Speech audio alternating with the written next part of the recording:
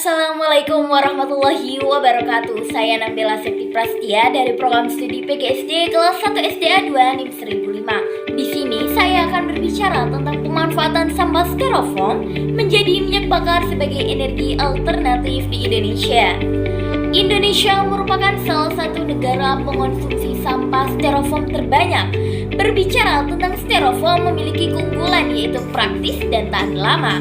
Oleh sebab itu, angka pengguna styrofoam selalu meningkat secara signifikan. Selain memiliki manfaat praktis, styrofoam yang dihasilkan sulit diuraikan secara alami dan bertahan lama di dalam tanah. Hal inilah yang menyebabkan sampah styrofoam menumpuk pada tempat pembuangan akhir sehingga dapat mencemari lingkungan sekitar. Untuk itu perlu adanya pengolahan sampah styrofoam yang bukan hanya diubah menjadi bentuk lain, namun juga diubah menjadi minyak bakar. Ramadan et al. 2012. Pembuatan ini terdiri dari 3 tahap, yaitu tahap persiapan, tahap pelaksanaan, dan tahap akhir. Yang pertama ialah tahap persiapan. Pada tahap ini dilakukan persiapan terhadap bahan dan alat yang akan digunakan. Adapun alat dan bahannya ialah sebagai berikut. Yang kedua ialah tahap pelaksanaan. Tahap pelaksanaan ada 2, yaitu proses pirolisis bahan dan pengujian minyak hasil pirolisis. 1. Proses pirolisis bahan. Pada saat proses pirolisis, sampah mulai berubah menjadi cair pada suhu 200 derajat Celcius. Kemudian menguap menjadi gas yang diikuti keluarnya minyak sedikit demi sedikit. Gas yang keluar ditandai dengan adanya gelembung gas pada air es yang berada di ember. Gas yang menguap menempel pada kaca berubah menjadi air yang akan keluar dari pipa kaca menuju pipa kondensor. Proses kondensasi yaitu proses pendinginan uap dari gas pembakaran ditangkap pada ruang pendinginan hingga menjadi cair atau minyak yang ada di gelas terlamer. Minyak hasil pirolisis ditimbang dan dimasukkan ke dalam tahap pengujian minyak. 2. Pengujian minyak hasil pirolisis.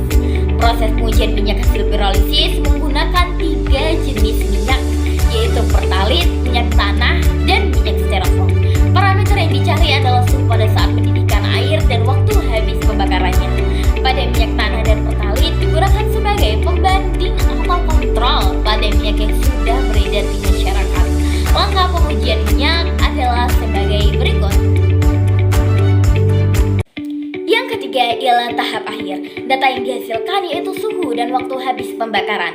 Data yang diperoleh dari hasil tersebut kemudian dimasukkan ke dalam tabel dan ditampilkan ke dalam bentuk grafik yang kemudian akan dianalisa dan ditarik kesimpulan.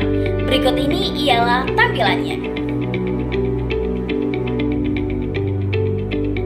Sehingga dapat ditarik kesimpulan bahwa 1. Sampah styrofoam dapat diubah menjadi minyak bakar sebagai energi terbarukan. 2. Waktu pembakaran pada minyak hasil pirolisis sampah styrofoam lebih lama dari minyak tanah dan memiliki suhu yang stabil. 3. Karakteristik minyak hasil pirolisis sampah styrofoam menyerupai karakteristik minyak tanah.